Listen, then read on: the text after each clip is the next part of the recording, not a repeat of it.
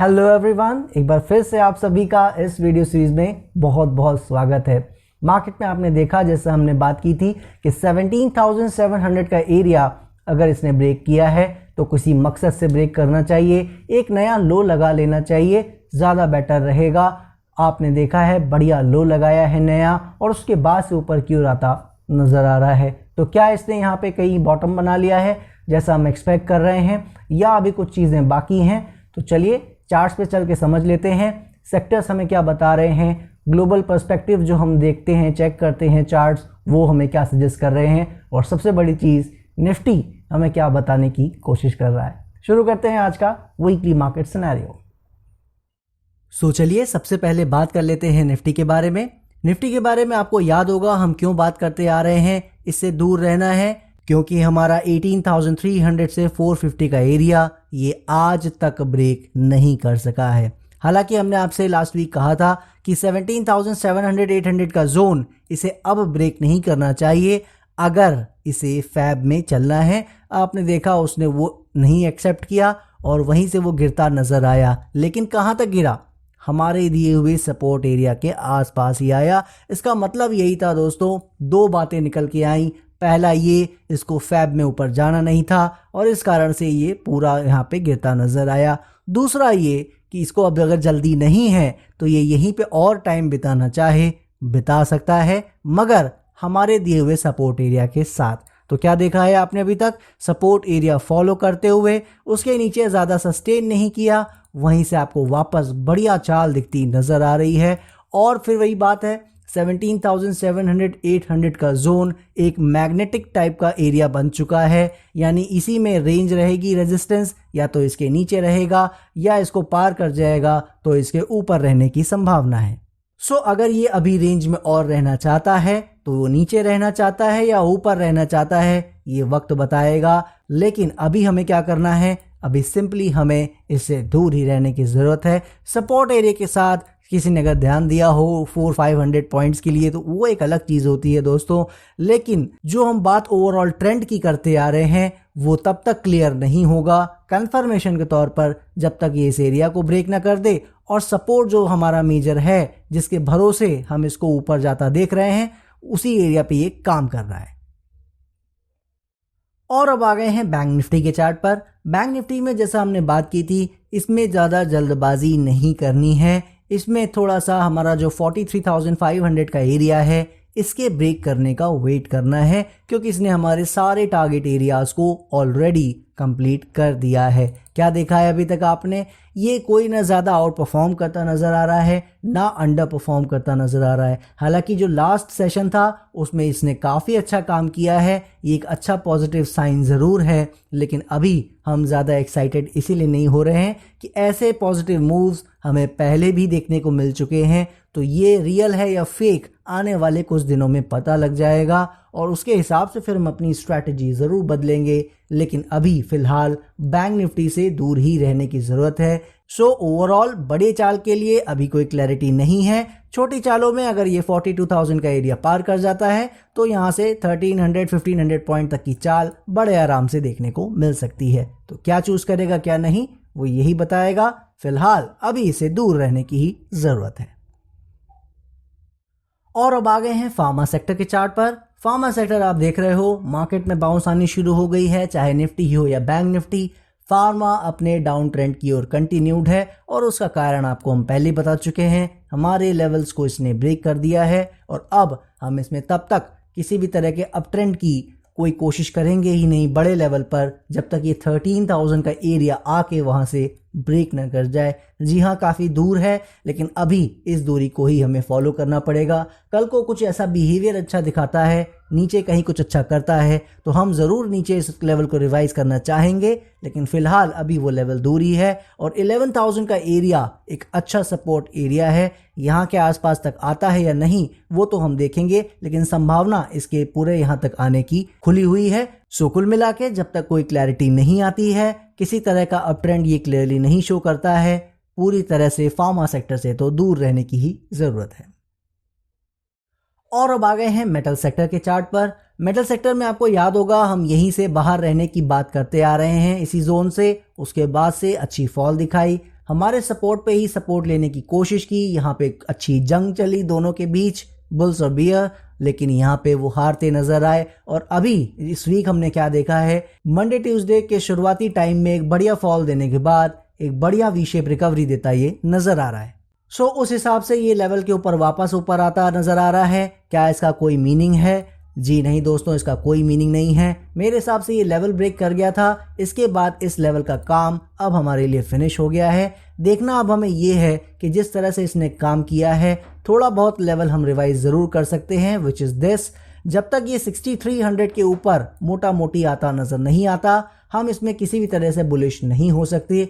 क्या ये चूज करेगा ऊपर आना या नहीं, वो तो देखिए मार्केट की कंडीशन ही डिसाइड करेगी। बट फिलहाल जो भी आ रहा है ये मूव एक अच्छे बाउंस के तौर पर आ सकता है और ऊपर आना चाहे आ सकता है। उसको कंटिन्यू करेगा या नहीं, 6300 एरिया को ब्रेक करेगा या नहीं, यही एक सबसे बड़ा क्वेश्चन है और अभी वो रहेगा। सो जो सपोर्ट बायर हैं उनके लिए सपोर्ट अभी नीचे है, 4900 के आसपास, वो थोड़ा दूर है। फिलहाल ऐसी जगह पे काम कर रहा है जो हमारे जैसे लोगों के लिए नो ट्रेडिंग जोन है। जब 6300 के ऊपर निकलेगा कंफर्मेशन देगा ये ऊपर जाने की, जब 4900 के नीचे निकलेगा तो फिर ये कंफर्मेशन देगा डाउन ट्रेंड की। तो अभी इस वाइट जोन में ये किस तरह से बिहेव करता है वो आने वाला वक्त ही बताएगा। फिलहाल मेटल सेक्टर से भी दूर ही रहने की जरूरत है। और यही सेम चीज आपको याद होगा दोस्तों, हमने एनर्जी सेक्टर के बारे में भी बात की थी, क्योंकि मेटल की तरह एनर्जी में भी अदानी के स्टॉक्स है जिनके कारण फॉल इतनी बड़ी है दोनों में। तो ये भी नो ट्रेडिंग जोन में ही है। 16,000 के आसपास, 16,150 के आसपास एक अच्छा सपोर्ट एरिया है, उसको इसे ब्रेक नहीं करना चाहिए। तो वो मैक्सिमम लिमिट है फॉल की, और कुछ भी अच्छा करेगा वो जानने के लिए इसे 19,300 का एरिया ब्रेक करने की ज़रूरत है। तो दोनों ही चीज़ अभी तक नहीं कर रहा है। एक वाइट जोन में ये भी फंसा हुआ है मेटल की तरह। जब तक ये दोनों इन एरिया से नहीं निकलेंगे, अभी फ़िलहाल उसके बारे में कुछ भी कहना जल्दबाजी होगा। कल को कुछ डेवलपमेंट ऐसी हो जाएगी इसी रेंज में तो उसकी बात हम यहाँ ज़रूर करेंगे, अगर कोई ट्रेंड इसी में दिखता नज़र आएगा। लेकिन जब तक ऐसा नहीं हो रहा है, मेटल की तरह एनर्जी सेक्टर से भी दूर रहने की जरूरत है। और अब आ गए हैं आईटी सेक्टर के चार्ट पर। आईटी सेक्टर में आपको याद होगा हमने बात की थी कि ये ब्रेकआउट नहीं हुआ है। जब तक प्रॉपर्ली नहीं होगा हम नहीं मानेंगे कि कोई क्लैरिटी आ रही है अप ट्रेंड में। नहीं हो पाया, और वो करेक्शन जो हम बात कर रहे थे कि बिल्कुल आ सकती है, वही आती फिलहाल नजर आ रही है। हालांकि निफ्टी बैंक निफ्टी में अच्छा मूव स्टार्ट हुआ, जिसमें पार्टिसिपेशन आईटी सेक्टर का उतना नहीं रहा है अभी तक, लेकिन ऐसी कोई खास बात नहीं है। वो पहले ही बहुत अच्छा आउट परफॉर्म करके ऊपर जा चुका है, तो करेक्शन एक बहुत ही आम बात है, तो इसमें ऐसी कोई खास बात नहीं है। यहां से ये क्या करता है, थोड़ा बहुत और नीचे आना चाहे, ऐसी कोई खास बात नहीं है। मेन चीज याद होगा आपको, 28,000 का ये जो एरिया है ये डिसाइसिवली ब्रेक नहीं करना चाहिए, यही हमें ध्यान देना है। जब तक ऐसा नहीं हो रहा है, संभावना यही है कि ये यहीं से या थोड़ा बहुत नीचे आके ऊपर ब्रेक करता लेवल ये बिल्कुल नजर आ सकता है।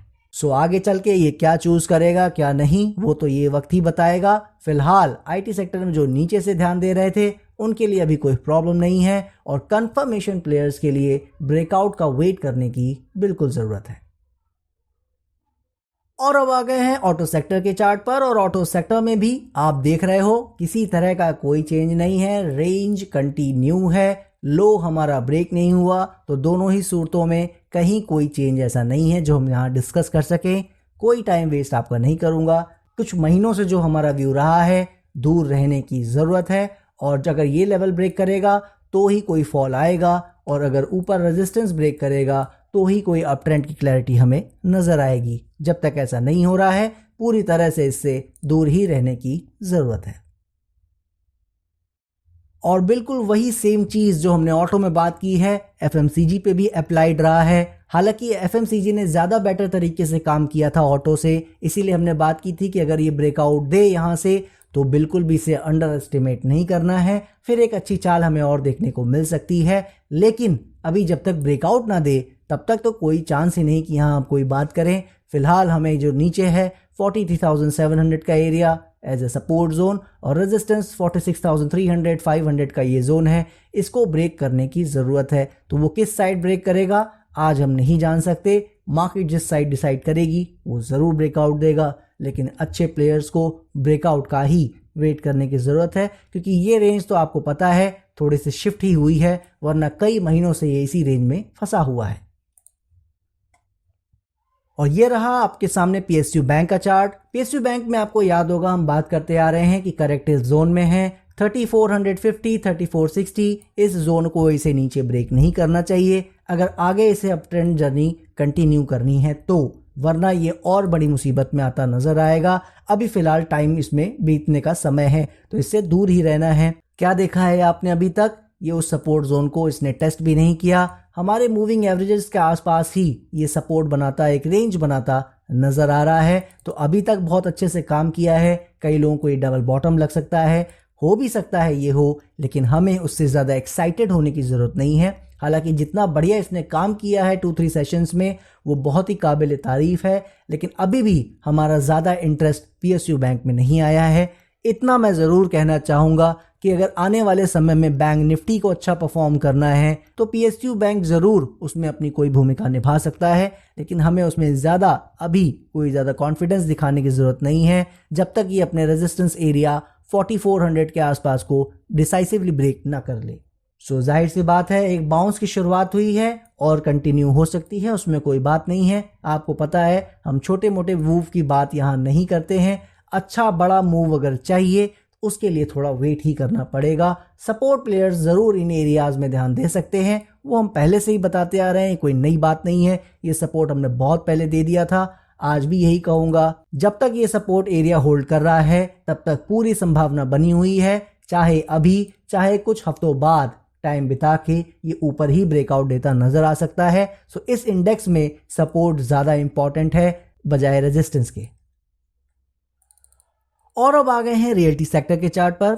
रियल्टी सेक्टर के इस बारे में आपको याद होगा दोस्तों, हमने क्या कहा था, हमारे लेवल को इसने डिसाइसिव ब्रेक कर दिया है। अब ये डेंजर जोन में चला गया है, इसमें कोई डाउट नहीं रखना है। ये और नीचे आना चाहे बिल्कुल आ सकता है, लेकिन इसके साथ साथ मैंने आपको एक ये भी बात कही थी अपने कंक्लूजन वाले सेगमेंट में कि अगर 1-2 दिन में काम करके लेवल्स के ऊपर आ जाता है तो फिर ये अच्छा कर सकता है, वो कोई बात नहीं। लेकिन ओवरऑल जब तक ये ऐसा नहीं करता है डेंजर जोन में ही रहने की संभावना है। क्या देखा आपने देखा कि वही 1-2 दिन ही इसने काम किया नीचे और उसके बाद से शानदार वी शेप रिकवरी ये देता नजर आया है। तो क्या मतलब है इसका, क्या अब ये अच्छा हो गया है? देखिए हमारे लिए कंफर्मेशन तो तभी आएगी जो मैंने आपको लेवल दे दिया था। एक बार हमारे लेवल ब्रेक कर जाते हैं, जिसको कहते हैं कि एक बार हमारा जब ट्रस्ट टूट जाता है किसी चीज़ से, उस पर वापस तुरंत ट्रस्ट कर लेना बहुत मुश्किल होता है, खासकर मेरे लिए। तो आपको पता है एक जनरल एक ये तरीका है मार्केट हो चाहे लाइफ दोनों को देखने का। इसीलिए एक बार ट्रस्ट ब्रेक किया है तुरंत हम इसमें पूरी तरह से गो ऑन नहीं हो सकते, गंगो नहीं हो सकते। लेकिन क्या हो सकते हैं, हम इसमें एक चीज़ ध्यान दे सकते हैं, कोई भी करेक्शन आता है तो वो किस तरह से आ रहा है। अब ये लो प्रोटेक्टेड होना चाहिए, मैं आपको साफ बता दूं, ये लो जो लगा हुआ है 379 के आसपास, इसे ब्रेक नहीं करना चाहिए अगर ये जरा सा भी अच्छा काम करने के मूड में है तो। सो ये देख लिया आपने सभी चार्ट्स। चलिए अब इस कंक्लूजन में समझ लेते हैं कि मार्केट हमें क्या इशारा कर रही है। सबसे पहले बात कर लेते हैं सेक्टर्स के बारे में। सेक्टर्स आपको याद होगा हम बात करते आ रहे हैं वीक बाय वीक कि ज़्यादातर सेक्टर्स वीक बाय वीक हमारे हाथों से निकलते जा रहे हैं, यानी जो बाइंग जोन में थे वो उससे बाहर होते जा रहे हैं, दूर होने की बात हमें वो सजेस्ट करते जा रहे हैं। 1-2 सेक्टर्स थे जैसे कि आईटी और रियल्टी, उनसे जो उम्मीदें रही हैं तो आईटी ने अच्छा काम किया मगर रेजिस्टेंस पे था लास्ट वीक, इसलिए हम बात कर गए थे कि वो थोड़ी बहुत करेक्शन कर सकता है और वही हमें होता नजर आया इस वीक। जबकि मार्केट में अच्छा परफॉर्मेंस आया, चाहे निफ्टी हो या बैंक निफ्टी, अदर सेक्टर्स ने भी अच्छा परफॉर्म किया, बट आईटी उतना अच्छा काम नहीं कर सका क्योंकि वो रेजिस्टेंस पे था, राइट। इसके अलावा जो रियल्टी सेक्टर था वो लास्ट वीक ही हमें बता गया था कि हमारे लेवल ब्रेक कर गए हैं, अब उससे भी दूर हो जाना है। लेकिन आपको याद होगा मैंने एक लाइन यहाँ पे बोली थी इसी कंक्लूजन वाले सेगमेंट में कि रियल्टी सेक्टर ने वैसे तो लेवल ब्रेक कर दिया है, लेकिन अगर इसे कुछ अच्छा करना है 1-2 दिन में अगर ये वापस उसी लेवल के ऊपर आ जाता है तो अलग बात है, वरना फिर हमें रियल्टी सेक्टर से दूर रहना है। क्या देखा है आपने इस वीक, वो 1-2 दिन ही उसके नीचे रहा और ट्यूसडे से ही टर्न अराउंड करता नजर आया और वीक एंड होते होते उसने उसी लेवल के ऊपर जो हमारा सपोर्ट एरिया था 385, 387 उसके ऊपर आता हमें नज़र आ रहा है। सो क्या उसमें अब बॉटम लग गया है? क्या हम जो एक्सपेक्ट कर रहे थे ऊपर की रैली, क्या अब वो स्टार्ट कर सकता है? देखिए अभी तो सिर्फ 2-3 सेशंस हुए हैं, ऐसा कुछ कमेंट कर देना थोड़ा जल्दबाजी होगा, लेकिन जो व्यू उसने दिखाया है, जो काम करके दिखाया है, वो बहुत ही पॉजिटिव है। यानी कि अब जो हमने चार्ट्स पे डिस्कस किया है कि जो लो अब लगे हुए हैं, अगर वो लो सस्टेन रहते हैं, कोई करेक्शन भी आती है मगर उस लो को ब्रेक नहीं कर पाता है, तो डेफिनेटली ये इशारा करेगा आने वाले सेशन में कि ये फिर अच्छा करना चाह रहा है। और हमारी जो एक इससे एक्सपेक्टेशन रही है कि PSU बैंक की तरह ये बहुत अच्छा कर सकता है, तो फिर रियल्टी सेक्टर याद रखिएगा वही चीज़ करता हमें फिर नज़र आ सकता है। तो सेक्टर के तौर पर हम ओवरऑल अभी न्यूट्रल फेज में हैं, ज़्यादा उसके बारे में कमेंट करने से कोई बेनिफिट नहीं है। एक पॉजिटिविटी ज़रूर थी, वो आपको बताने की मैंने कोशिश की है। इसके अलावा अगर हम ग्लोबल व्यूज़ देखें, जो हम इंडेक्सेस देखते हैं, जो चार्ट्स देखते हैं, उसमें डाउ जोन्स में आपने देखा क्या हुआ।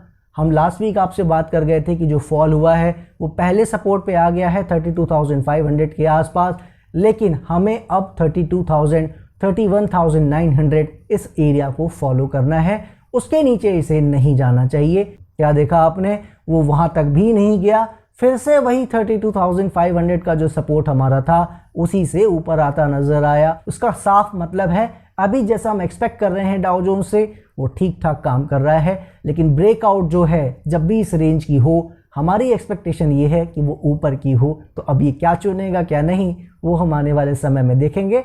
फिलहाल वो जैसा हम एक्सपेक्ट कर रहे हैं वैसे ही काम कर रहा है। उसमें जो सबसे ज़्यादा हेल्पफुल रहे हैं बाकी दोनों जो हम चार्ट्स देखते हैं, डॉलर इंडेक्स और बॉन्ड यील्ड के, दोनों ने ही हमारे जो काम जो हम एक्सपेक्ट कर रहे हैं एक अपसाइड मूव के लिए, उसमें किसी तरह का कोई डेंट नहीं लगाया है, अपनी तरफ से कोई परेशानियां नहीं बढ़ाई हैं। जैसा हम बात कर गए थे लास्ट वीक ही कि वो बहुत ही ज़्यादा एक ऐसे लेवल पे आ चुके हैं कि यहाँ से अब कंटिन्यू करेंगे तो फिर एक अच्छा बाउंस दोनों ही दे सकते हैं। डॉलर इंडेक्स 108, 109 की साइड भी जा सकता है फिर, और अगर 4% का एरिया डिसाइसिवली पार कर गया बॉन्ड यील्ड तो वो भी फिर अच्छा एक बाउंस और हमें देता नज़र आ सकता है। वो तो शायद नए हाई भी लगातार नज़र आ सकता है।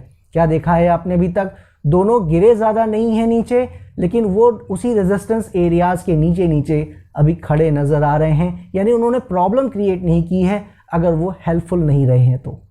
इसीलिए अगर हम ग्लोबल व्यूज़ से देखें तो वो भी हमें पॉजिटिविटी टू न्यूट्रल साइड में नज़र आ रहा है। नेगेटिविटी की कोई अभी संभावना फ़िलहाल नज़र नहीं आ रही है। कल को कोई पिक्चर चेंज होगी तो उसकी बात हम ज़रूर करेंगे। अब बात कर लेते हैं जो हमारा मेन टॉपिक है निफ्टी, वो क्या दिखाता नज़र आ रहा है। देखिए हमने आपसे एक बात कही थी 2 वीक्स पहले कि 17,700 के ऊपर ये निकल के आया है। वैसे तो कोई बड़ी बात नहीं है, ओवरऑल रेंज में ही चल रहा है, मगर जो मोमेंटम इसने दिखाया है काफ़ी हफ्तों के बाद, जो हम बजट के बाद एक्सपेक्ट कर रहे थे, वो उसने अब नज़र दिखाया है। और अब जब ये दिखा रहा है तो कुछ अच्छा ही करना चाहिए, और इसीलिए हमने बात की थी कि 17,700 का एरिया ये नीचे ब्रेक नहीं करना चाहिए अगर इसे फेब मंथ में, फरवरी में ही ऊपर जाना है तो। क्या देखा आपने, उसने उसको ब्रेक किया, और हमने ये बात की थी कि अगर ब्रेक भी करता है तो उसका कोई मकसद होना चाहिए। मकसद का क्या मतलब था कि एक नया लो लगाने जाना चाहिए, अच्छा फॉल हमें दिखाना चाहिए। और आपने देखा है लास्ट 2 वीक्स में उसने एक बढ़िया काम किया है, एक अच्छा फॉल दिखाया है, और सबसे बड़ी बात इस वीक उसने बढ़िया एक नया लो हमें दिखाता नज़र आया है। सो जैसा हम यहाँ बात कर गए थे कि एक नया लो दिखा के ये ऊपर जाता है तो निफ्टी एक बहुत ही पॉजिटिविटी शो करेगा हमें, वैसा ही मोटा मोटी इसने काम किया है लकीली, और बहुत अच्छे से काम करता नज़र आया है। तो सबसे बड़ा जो क्वेश्चन है, क्या वो अब आंसर हम दे सकते हैं कि क्या बॉटम इसका लग चुका है। देखिए कभी भी एग्जैक्टली हम इतनी जल्दी नहीं बता सकते, अगर हम बताना चाहेंगे भी तो वो गलत होगा, बेईमानी होगा। कोई भी अगर ये कहता है कि बॉटम लग गया है तो वो बेईमानी होगा। उसका सिंपल रीज़न यही है कि बॉटम लगने के कंफर्मेशंस आने चाहिए, और कंफर्मेशंस कभी इतनी जल्दी नहीं आया करते हैं, उसमें थोड़ा सा समय लगता है। तो अगर हम इस तरह से आज की तारीख में अगर बात करें तो क्या हम कह सकते हैं, हम ये कह सकते हैं कि जो हमारा एक्सपेक्टेड एरिया था 17,200, 100 के आसपास लो लगाने का, कि अगर वहाँ तक वो लगा लेता है तो कोई प्रॉब्लम नहीं है। मेन चीज़ है 17,300 के नीचे ज़्यादा सस्टेनेबिलिटी नहीं होनी चाहिए, 2-3 डेज से ज़्यादा नीचे काम नहीं करना चाहिए, उतना वहाँ तक कर सकता है। अगर 2-3 डेज में कोई लो लगाना चाहे बिल्कुल 17,300 के नीचे जा सकता है। क्या देखा है आपने अभी तक 17,250 के आसपास का लो लगाया है, तो वो थोड़ा सा कम ही है। मतलब क्या है इसका कि और उसमें जगह बची है अगर वो और जाना चाहे, लेकिन क्या वो एक्सट्रीम में जाना चाह रहा है या नहीं, ये कौन बताएगा? ये कोई नहीं बता सकता दोस्तों कि जो लो लगा के आया है क्या वो इनफ हो गया है या नहीं, वो समय ही बताता है। इसका क्या मीनिंग है? इसका मीनिंग ये है, ध्यान से समझ लीजिए, कि लो लगाना चाहे तो वो आज भी लगा सकता है, अभी भी वो 17,100 की साइड जाना चाहे जा सकता है, ये याद रखिए। क्योंकि क्या है कि जब बॉटम्स लगते हैं तो वोलेटिलिटी बहुत ज़्यादा कई बार बढ़ जाया करती है, तो अभी भी वो लो लगाने जा सकता है। मेन पॉइंट क्या है? मेन पॉइंट ये है कि अभी इसने एक अच्छा लो लगा के एक टर्न अराउंड दिया है, तो अगर यहाँ से भी अच्छा कर लेगा तो अब इसकी जो हमारी एक क्राइटेरिया था कि ये चीज़ें होनी चाहिए जो हम यहाँ डिस्कस करते आ रहे हैं, वो सारी ये पूरी कर चुका है।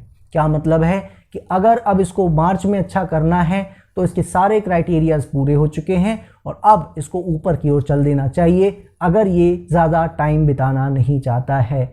इसमें एक चीज़ मैं और आपको एडअप करना चाहूँगा। जैसा आपको याद होगा, मैंने दिसंबर में कहा था कि हमारा एक टारगेट था दिसंबर में पहुँचने का, वो ये नहीं पहुँचा था। तो उस जगह जब ये लेवल नीचे ब्रेक कर गया था तो हमने बात की थी कि समय इसने ख़राब किया है, उसका इम्पैक्ट पड़ सकता है। तो वो इम्पैक्ट जो आज तक आपको नज़र आ रहा है ये कुछ अच्छा नहीं कर सका है, उसमें एक एड ऑन लाइन ये याद रख लीजिए कि ये जो इसने काम कर लिया है, अब अगर ये यहाँ से नहीं चलता है तो फिर मार्च एंड होते होते या अप्रैल की शुरुआत में ये हमें कहीं ना कहीं वो चीज़ बता देगा कि ये पेनफुल रास्ता चुन रहा है, यानी कि 7 मंथ्स, 10 मंथ्स, 15 मंथ्स इस तरह की बड़ी करेक्शन में, रेंज बाउंड में और जाना चाह रहा है या यहाँ से ऊपर अच्छा करना चाह रहा है।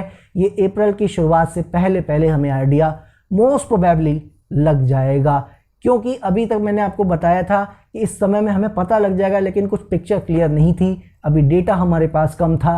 लेकिन जैसे जैसे वीक बाय वीक हम आपके पास आ रहे हैं वो पिक्चर थोड़ी बहुत क्लियर होती जा रही है और आगे और होनी बाकी है। तो जो अब मिनिमम एक्सपेक्टेशन रही थी वो पहले पूरी हो चुकी थी करेक्शन की, उसके बाद अब एक लो लगने की बात थी, वो भी इस वीक लग गया। तो अब एक और लो लगाने जाएगा या नहीं वो कोई नहीं बता सकता है, तो वो क्या चुनेगा क्या नहीं वो हम देखेंगे। लेकिन जो एक पूरी मोटा मोटी पिक्चर हमारे दिमाग में थी कि इसको कैसे काम करना चाहिए, क्या इससे उम्मीदें हैं हमारी, उस पर अभी तक ये खरा उतरा है। लकीली हमारे लेवल्स को इसने रिस्पेक्ट दी है, बहुत अच्छी बात है। अब ये यहाँ से क्या करता है वो मैटर करता है। तो कुल मिला के अच्छा काम हो चुका है, लो सारे लग चुके हैं, तो यहाँ से भी अच्छा कर सकता है। एक बार लो और लगा के फिर ऊपर जाना चाहे तो फिर जा सकता है। तो वो देखते हैं आगे आगे क्या चुनता है क्या नहीं।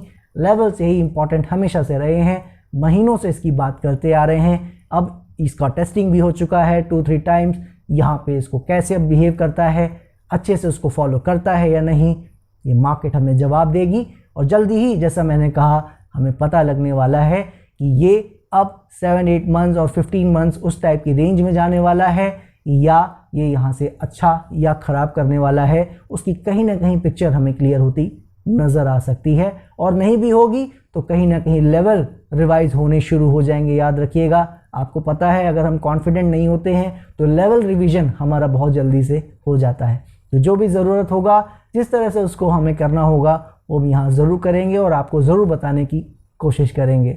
आशा करता हूँ मैं अपनी बात आपके सामने रख पाया होऊंगा।